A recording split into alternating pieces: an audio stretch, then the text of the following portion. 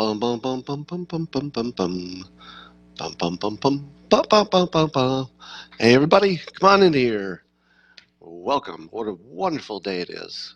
A wonderful, wonderful day. And it's going to get better because we got quite the periscope for you today. Wow.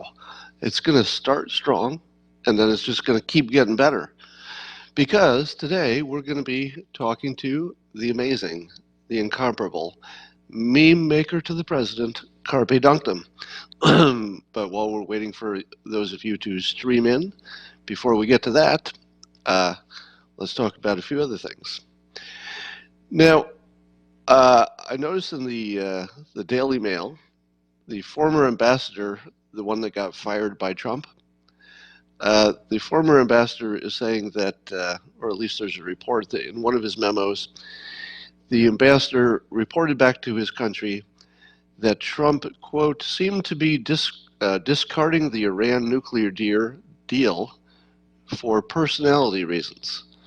So it's being reported that Trump scotched the Iran deal for personality reasons to sort of get back at Obama.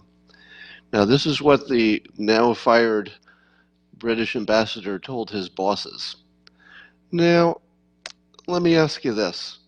How much were they paying the British ambassador, the country that has a special relationship with the United States, for, number one, having never met the president, at least in a way that the president recalls? Remember, the president fired the ambassador from Great Britain without knowing who he was. Maybe that's not killing it on your day job. And number two, did that British ambassador get all of his intelligence from watching CNN? Do you think that the guy who never met Trump had a good read on what the president was thinking but not saying?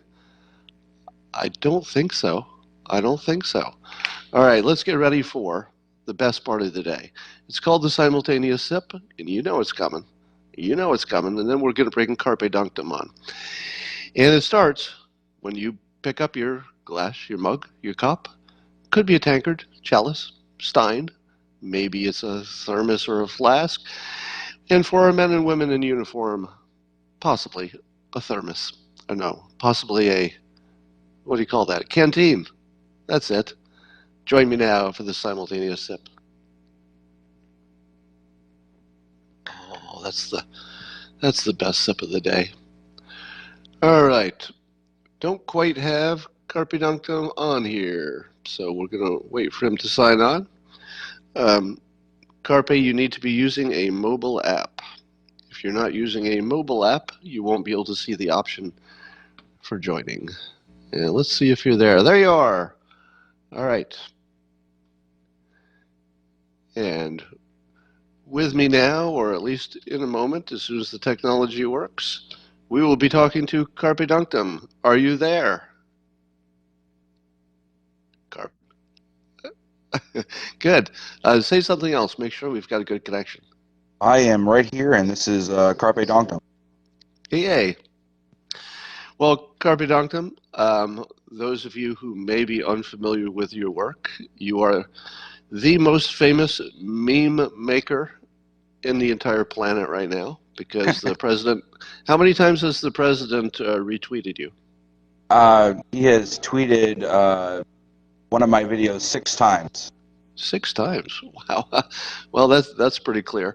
But I wanted to talk to you because you also had the unique, well, not unique, but rare experience of visiting the White House, not once, but twice recently. Can you tell us about the first time?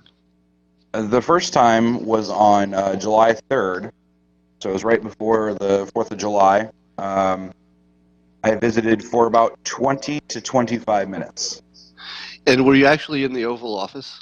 I was actually in the Oval Office. I was there with my entire family, my wife and my 4 kids, and I also brought along my friend Mad Liberals and his mother. Wow. Now, the purpose of that visit was I check my facts here, because I got to visit a year ago with the president, and it seemed that he uses the summer just to consolidate the people, consolidate his base, especially this online supporters. Did you feel that that was largely why he had you there, just to make sure you were on his team and sort of reward you for all your good work? Yeah, I think that he had me there. He wanted to meet me, and he wanted to, say thank you, I think. He shared a lot of my stuff, and it was kind of a get to know you kind of thing. So that's what it seemed like to me. There's really something quite brilliant about the way the president does this, because even if you haven't yet been invited to the White House, if you're doing stuff online, you're supporting him, you're at least thinking to yourself, hey, if CarpeDonktum got invited, maybe if I do a little more on his behalf, he'll invite me too. Right. so so it's really cleverly motivational, isn't it? Didn't you feel when you left the White House that you wanted to do even better and do even more? Oh, absolutely. And I'm sure that it gives everyone, like you said, on the internet, hope that one day they can do the same. Yeah, he's probably more connected to his base than probably any president ever. That I think that's undeniable at this point. Now, here I have some funny questions to ask you about your first visit.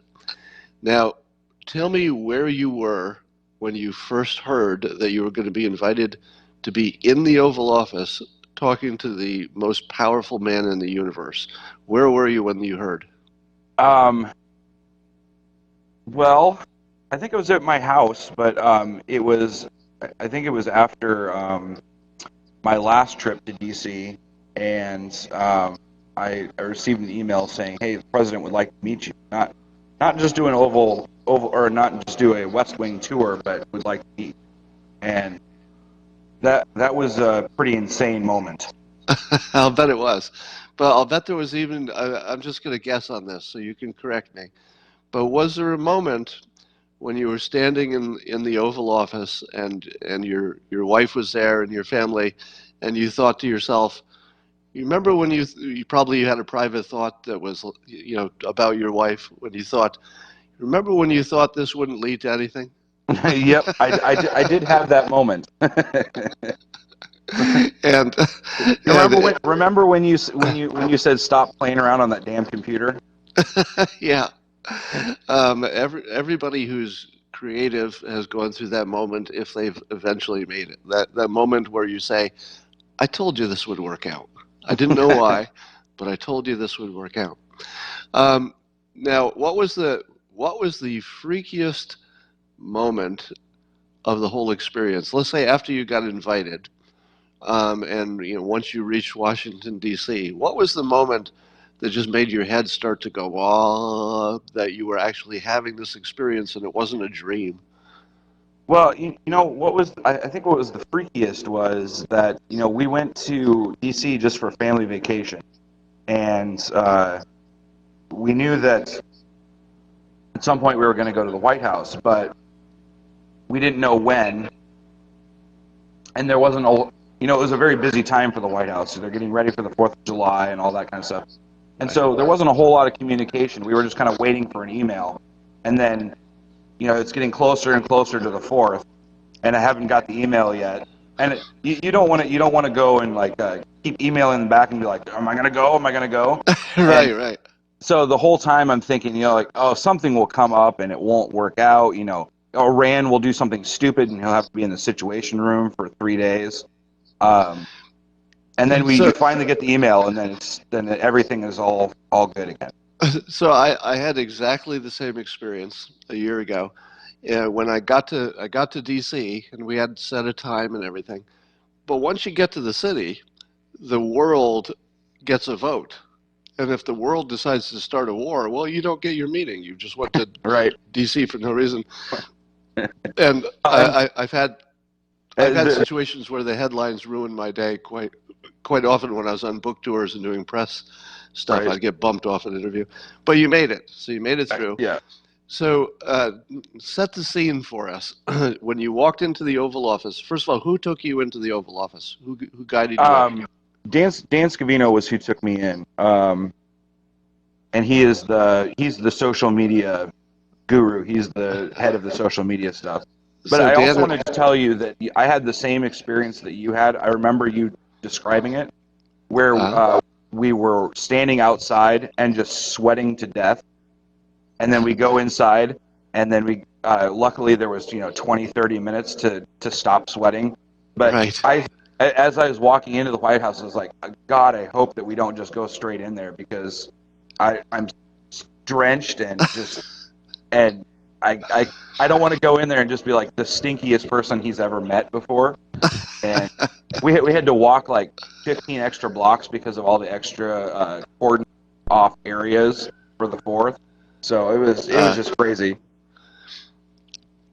Now, so once you get in there, was he already there, or did you have to wait in the Oval Office? Um, when we got in there, we just sat on the couches there, and he was not already in there. He was in another room. I believe he was in there with Kellyanne and a couple other people. So Was it that little side room that's right off the Oval Office? yes, Yeah, that's. yes. And then so he comes out and he sees you.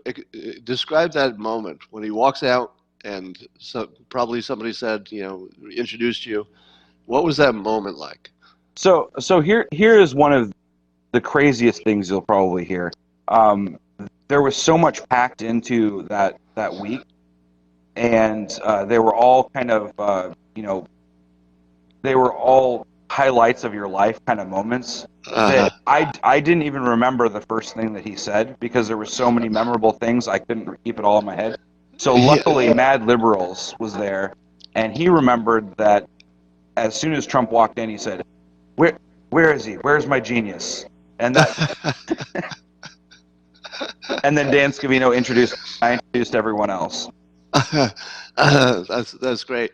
And then did you sit like literally in front of his desk and then talk to him and just chat? Uh, so there was kind of a large group. I mean, there was 8 of us in there, plus Dan Scavino and the photographer. Um, but he came over and he greeted my children. There's that photo of him and my daughter.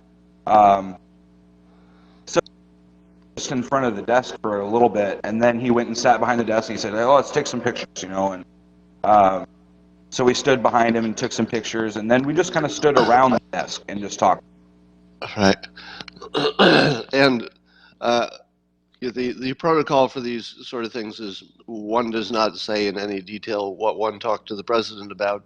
Right. Um, but is there anything that just blew you away about oh, let me ask you a specific question. I had this experience when I went, which is the Oval Office is so familiar to all of us for having seen it a million times in pictures. When you were in it, how did it feel to be in something that was so familiar and yet so unusual at the same time? it it was a very strange feeling. It felt smaller. The Oval Office always looks so huge because Right, they take wide lens pictures of it, and sometimes there's a little bit of a fisheye to it, right. and it felt weird to be in a room that you felt was so big, but it was actually smaller than you thought. And Trump was also there was the same effect there. You see him against other leaders, and a lot of the other world leaders are so short Uh huh. that he seems so tall. He didn't seem nearly as tall as I thought he would be. I thought he would be towering over me, but he was only maybe 6 inches taller than me. Okay, well, he was towering over me.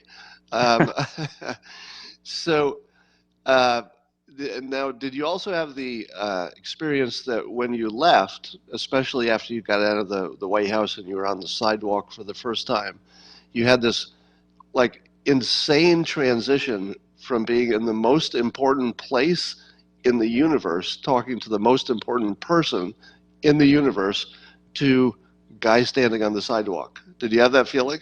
I did have that feeling. It was like, well, that was crazy. But what when it really hit me, I think what I noticed was so I went back last Thursday for the summit, and I noticed that when Trump came out and he did his speech, he walked out. He didn't greet anybody necessarily. He might have shake a couple hands, and then he did his speech and he left. And at that moment, I thought to myself, I was like, so I'm invited to this White House thing, but this is that Oval Office, that private meeting will probably never happen again. That was a once in a lifetime experience. Even if Right.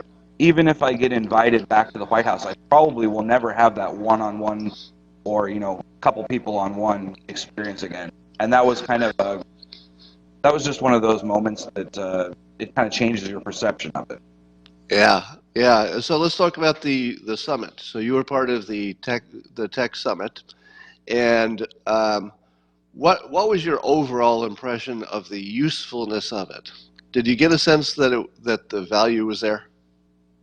So what I had said before the summit started, everyone was asking what it was going to be like, and everyone was desperate for information about what it was going to look like.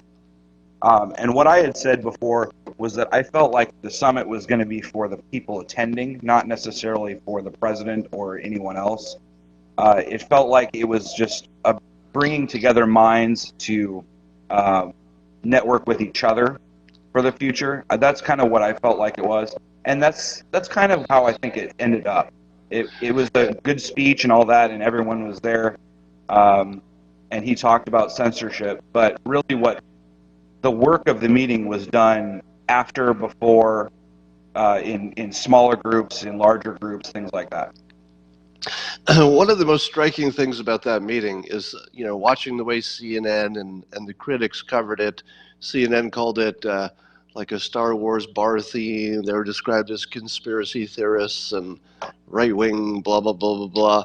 And the more they insulted the group there, every time I heard the insult, there was another recording that would play in my voice right after the insult, which would be sort of like the tag on. It's like, well, it's a group of ne'er do wells and right wing fringe nuts and blah, blah, blah, blah. And then I would fill in my own mind, I'd say, who kicked your ass? Right? Right. It's a bunch of crazy right wingers. Who kicked your ass? It's a bunch of conspiracy nuts. Who kicked your ass and are gearing up to kick your ass even harder this time. So, the president, part of his genius, would you admit, is that he can weaponize the people who otherwise would not have found any influence. He found a way. I think really he recognized it after the fact. He didn't set out to do it. It just sort of formed, and then he just gave it energy because it kept getting stronger and stronger. So he fed the monster quite wisely. Did you get a sense from other attendees that they left with new enthusiasm? How were their attitudes, do you think? Did they enjoy I it? Everyone that I talked to, I think, had that experience that it was an energizing moment. It was a great honor to be invited, and it was an amazing experience. But it was just like the meeting that I had with him before. It made you want to do better, and everyone was asking everyone else there, what can we do? What can we do to make this right? Wow. And did you get any special instructions about photos? Was there any guidance about what you could or could not do photograph wise? First of all, did you have your phone with you when you were at the Rose Garden? There was no instructions whatsoever. We were free to record. We were free to take pictures. All of those things. We could stream. A lot of people were streaming on Periscope or on other platforms. We were allowed to have our phones. There was really no restrictions whatsoever. Okay. And were they telling you anything about the regular press? And was the regular press asking you to pose, or did they try to get pictures of you standing or talking? Did The anybody even regular rig? press was annoyed by us. They were annoyed by us from the moment we got there until the moment we left. They were annoyed. I There was one point in the Rose Garden. The press was really mostly not allowed into the event. There was a few people that were allowed in with cameras just to record the event, but like actual reporters were nowhere to be seen. They weren't yelling stuff out during the thing. They were completely out of the room. Oh But wow. after when we went out to the Rose Garden, we sat down, and I believe the chairs were originally meant for the press to sit down, and they had been moved back behind this white line. And when President Trump came out, he stood up to the podium, and everyone stood up from their seats. And once he approached the podium and stood there, we all clapped, and then the press started yelling, "Sit down, sit down, sit down!" And we're like, they were just a bunch of children. Now, you probably were close enough to hear all of the Sebastian Gorka stuff. Yes. Did you get it? You had a good seat for that show? I was 2 rows and about 3 people away from Sebastian, and I was sitting next to Joy Vila, who she also got involved in the dust up later and kind of reprimanded the press. But yeah, I had front row seats for that. Now, I heard some mocking going back and forth. It sounded like it was a two-way thing. Before Gorka got involved, was it Karam, the Playboy writer? He was getting into it with some members of the invited summit, right? Did that precede the yelling? So what happened was President Trump finished his speech, and Barr got up, and then he finished his, and then Trump finished up the thing and said thank you for coming and all that. And then as he was leaving, he wasn't taking any questions, and that guy just yelled out, You'll take questions from these guys, but you won't take questions from the real news." And then I believe Joy said, "We are the real news," or something like that, and back to him. And then he started. Then he said his quote about how we were all demon possessed or something. And that's when Gorka turned around and he's like, "You call yourself a journalist?" And then then the guy said something about, like, you want to take this outside, and then he walked over and he was like, I don't even remember what he said. He said something about you are a Punk. you're a punk. You are a punk. You're a punk. It sounds better the way he says it, doesn't it? If I ever get into a pushing match that's almost going to turn into a fight, I'm going to immediately start doing a Gorka impression, because, especially if there are any cameras there. Because if the Right. cameras are there, you don't want anybody to catch you just saying, "Yeah, I'm gonna kick you," or "You'll be sorry you ever messed with me." Instead, I'm just gonna go, "You'll be sorry, you punk, you punk. I will be very, very excited to dance on your grave once I've put a speedy end to your existence." Yeah. So one of the things that Gorka understands that his critics do not understand is that he understands the value of the show. Oh yes, And absolutely. it's not an accident that the president actually weighed in on Twitter, I don't know, a day later or whatever, and he said that. What did he say? He said he'd bet on Gorka. Yeah, I think that's what he said. Something like that. Something about betting on Gorka. So basically, the president, just to fuel the flames, does a tweet saying he'll bet on Gorka. In other words, if there were a fight between Gorka and this other guy that were getting into it, he'd bet on Gorka. Now, That was the last thing that someone said, was that someone said as Gorka was leaving, he'd pick your ass or something like that, right. because the guy was still talking. But the thing that the president understands is that the humor and the show are not just add-ons that are distracting from the good work of government, but he has integrated the humor, the show, the whole presentation is now just part of the tools of government, and the president uses them like a master. So so watching Gorka understand the same thing. I mean, if you weren't understanding the show, you'd watch it and you'd say, "What's wrong with that guy? Why doesn't he have any impulse control? Why is Gorka sounding off? There must be something wrong with that Gorka." But if you do understand the show, you know that Gorka's reputation increased. You know that the people got a fond feeling about him just because he got into it. They liked the fight, and then the president retweets him. Gorka had one of the best weeks you could ever have. Oh yeah, he had a great week. Yeah, at the same time that all of his critics who don't understand the show are saying, "What's wrong with that guy?" And part of the show is that they don't get it. That's Well, part of the and show. you know what was so great about that was that Gorka is very familiar with who he is, and he has a very special place. He was formerly in the administration, and I don't know that anyone else could have gotten away with standing up for us the way that he did. He was the only one that would not have been disinvited from the White House for causing a scene like that, and he used his position, knowing who he was, that he could actually stand up for all of us and not get in trouble for it. Like Yeah, I would have gotten in trouble for it. I would have gotten not, persona non grata at the White House if I had gone and started a fight with the Playboy guy. The thing I liked about it, especially, I liked a lot about it in terms of its entertainment value, but I liked the fact that it was an unplanned situation, and I was trying to put myself in Gorka's head. So he's standing in the Rose Garden, all the cameras in the world are on him, and he hears Karam, I guess is his name, saying these things, and there's an opening, Yeah. and just in a split moment, he realized that that opening, first of all, would not happen again.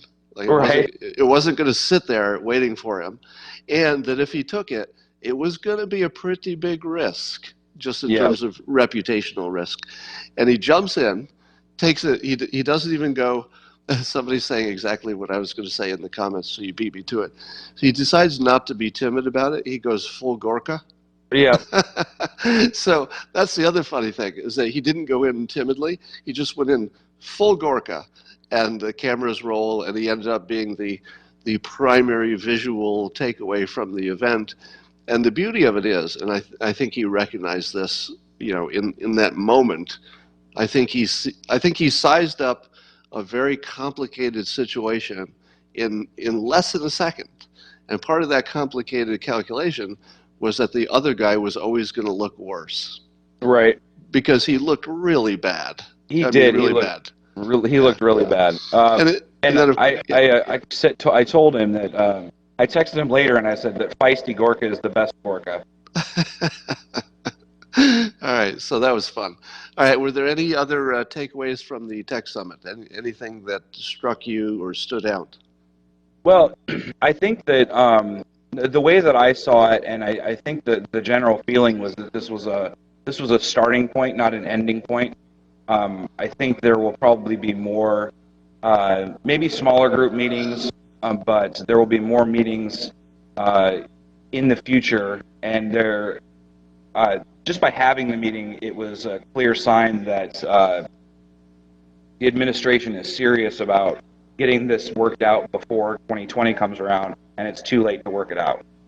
Now, did you feel that the real purpose of the summit was maybe not so much to listen, because they probably have lots of ways to listen, but more to focus energy so that the world knew that this is now a new priority to figure out what these tech platforms are doing? Did you feel it mostly was a focus of energy?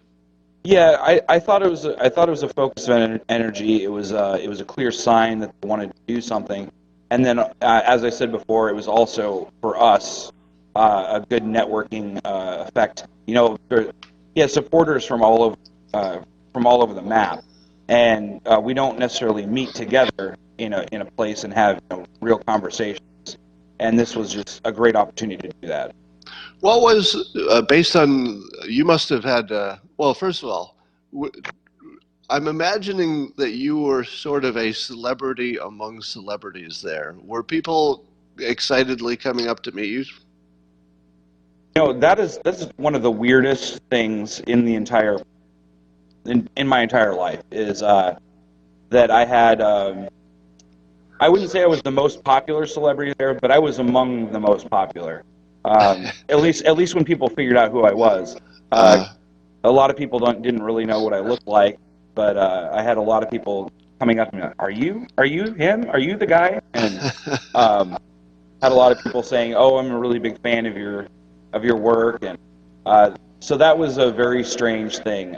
I saw Dan Bongino there, and um, I've been sort of friends with Mark Dice, if you know who Mark Dice is, Uh, for a while, but I hadn't met him in person. And we saw Dan Bongino, and we walked up together, and I said, "Hi, I'm CarpeDonktum, and this is Mark Dice," and he's like, "The meme guy, the meme guy. I love your stuff. Play your stuff all the time." And he's like, I love your stuff too, Mark." And like, it was just it was a crazy moment to have things like that happen. now, did anybody ask you for an autograph yet?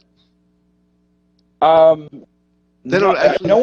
no one asked for autographs. It was all selfies. It was like, Selfies, yeah. can I take a picture with you, or Yeah, that's uh, true. I guess people don't ask for autographs so much anymore. right? So I'm going to give you a suggestion for a meme. Okay. You ready? Now, everybody in the world is giving you suggestions for memes, and you're allowed to say that they're crap.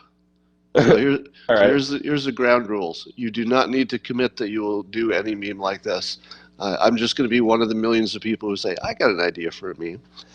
And it goes like this. If you've been watching, Dr. Drew especially has been talking about how the LA homelessness is going to be bubonic plague any minute now. Have you heard that? Yeah, wasn't he talking to Seth Green or something like that the other day about it? Yes, and I've heard Greg Gutfeld was talking about it also, quoting Dr. Drew. So you've Right. got apparently there things are shaping up in LA. There's literally going to be bubonic plague, and then of course there's also the ugliness at the border, which visually and humanity-wise is terrible looking anyway. The crowding, the people coming over the border in droves, etc. And it seems to me that we've got this weird. We have the biggest contrast I've ever seen between two sides. Trump is presiding over probably the best period of both peace and prosperity we may have ever experienced. He's talking about steps to eradicating AIDS in this country within X years, and has an actual plan that could do that. I mean, you think about the goodness that's coming out of this country. It's insane. He's making friends with North Korea, etc. And then the contrast is under the Democratic preferred way of life, literally bubonic plague. I mean, think about that. Have you ever Right. seen a larger difference between what's happening that you can verify and the alternative, which you can also verify? Because neither of those situations are about the future. They're both about right now.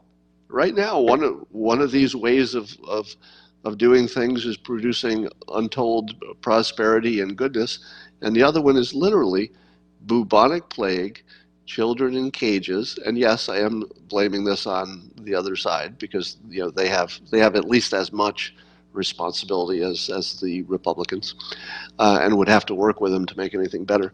Anyway, so that's the basic setup. I won't over describe it, but you have an amazing situation where you have the best we've ever seen in civilization versus literally the worst civilization has ever seen, bubonic plague.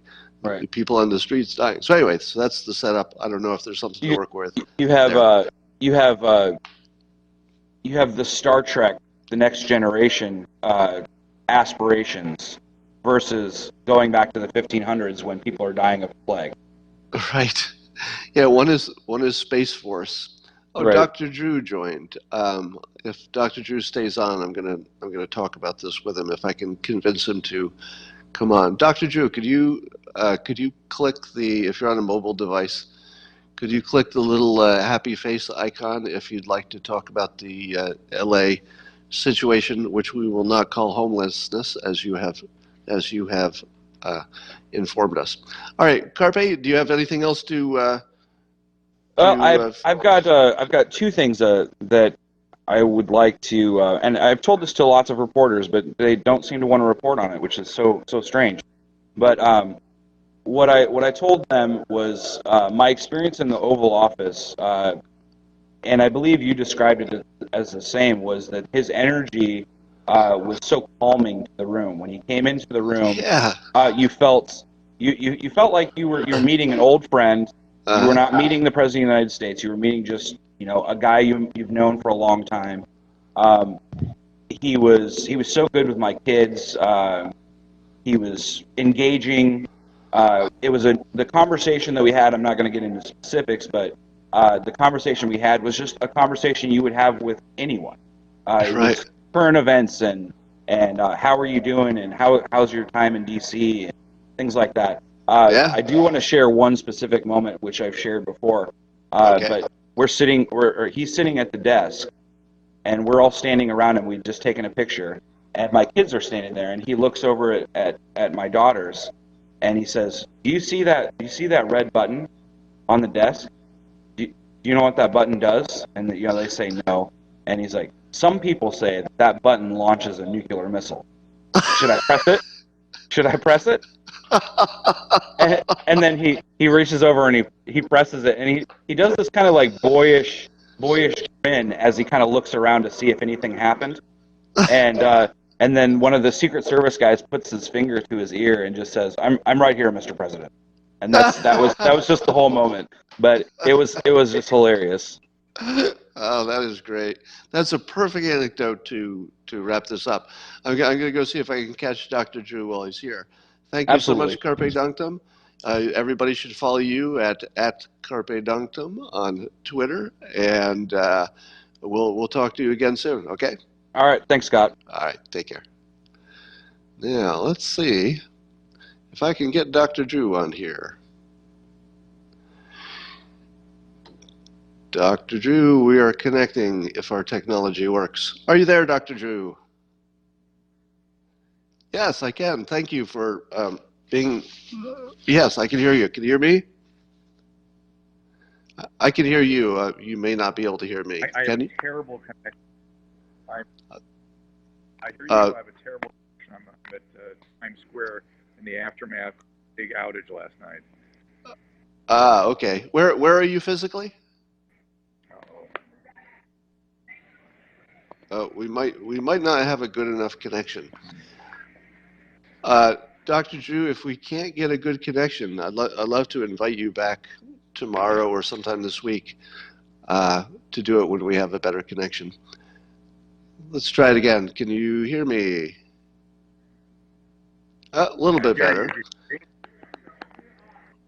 All right, let's try it, and if we can't, maybe we can do it another time. But so I heard you say something provocative about the LA quote homelessness problem. What do you say about calling it a homelessness problem?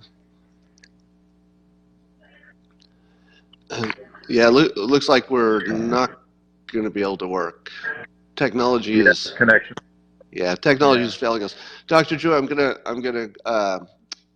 disconnect, and maybe we can try this another day. You got it.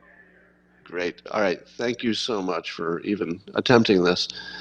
All right. I definitely want to have that conversation because this is really, really important. And I was just mentioning it before, but the essence of it is that if we imagine that it's a housing problem, then we've misdiagnosed it. And that's what we'll be talking about. It's not a housing problem. That's the one thing we do know how to solve. The other stuff that's causing people not to be in homes, we don't know how to solve that so easily. So that's what the conversation is going to be about. All right, let's talk about a few other things. Number one, the Wall Street Journal had another piece in which they uncritically reported that people are saying the president called neo-Nazis fine people in Charlottesville.